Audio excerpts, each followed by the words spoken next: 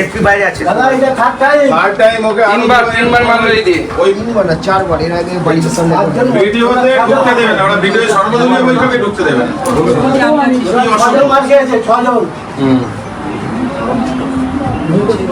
না, আমরা নির্বাচন কমিশনে চিঠি দিয়েছি। আমরা প্রয়োজনে যেখানে যেখানে বলা দরকার, যদি কেন্দ্র নির্বাচন কমিশনে যাওয়া দরকার, আর আপনি একটু সুস্থ হয়ে নিন, তাই এনাকে নিয়ে নির্বাচন কমিশনে এনাকে এবং এনার সাথে যারা ছিল তাদেরকে নিয়ে তোমরা একদিন আমার সাথে ডেট ঠিক করো। আমরা মুখ্য নির্বাচন আধিকারিক পশ্চিমবঙ্গের যিনি আছেন মনোজ আগরওয়াল, অনুপমের সাথে কথা বলে ডেটটা ফিক্স করো।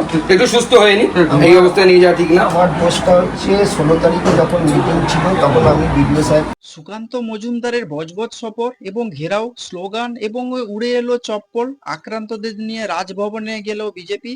সেখান থেকে বেরিয়ে সাংবাদিক সম্মেলন করে শাসকের বিরুদ্ধে তিনি ক্ষোভ উগরে দিলেন। আক্রান্ত বিজেপি কর্মীকে দেখতে বজবজে গিয়ে বাধার মুখে পড়লেন রাজ্য বিজেপির সভাপতি তথা কেন্দ্রীয় প্রতিমন্ত্রী সুকান্ত মজুমদার এবং পথ আটকানোর চেষ্টা হলো, ঘেরাও হলো কনভয় এবং উড়ে এলো চপ্পল, গালিগালাজও। তৃণমূল নেতা অভিষেক বন্দ্যোপাধ্যায় মহিলাদের সামনে ঠেলে দিয়ে তার রাস্তা আটকানোর চেষ্টা করেছে বলে তিনি অভিযোগ করেছেন এবং আক্রান্তদের নিয়ে বজবজ থেকে কলকাতায় ফিরে রাজভবনে গেলেন অভিযোগ জানাতে।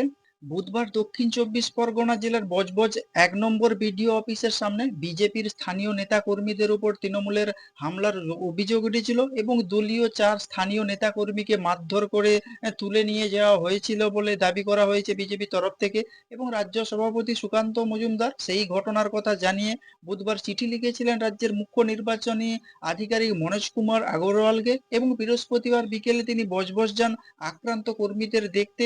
সুকান্ত মজুমদারের সেই সফর ঘিরে উত্তপ্ত হয়ে ওঠে বজবজ এলাকা। বৃহস্পতিবার সুকান্ত মজুমদার বজবজের হালদারপাড়ায় বিজেপি কর্মী জয়দেব দত্তের বাড়ি যাবেন বলে জেনেই সেখানে বিক্ষোভের জন্য তোড়জোড় শুরু করে শাসক। সুকান্ত মজুমদারের কনভয় পোড়পাড়া এলাকায় পৌঁছতেই তৃণমূলের সমর্থকেরা চোর চোর স্লোগান দিতে শুরু করে বলে অভিযোগ এবং পরিস্থিতি আরো উত্তপ্ত হয়ে ওঠে। সুকান্ত মজুমদার হালদারপাড়ায় পৌঁছানোর পর সেখানেই বিজেপি সভাপতিকে লক্ষ্য করে নানা রকম গালিগালাজ এবং কটূক্তি করা হয়।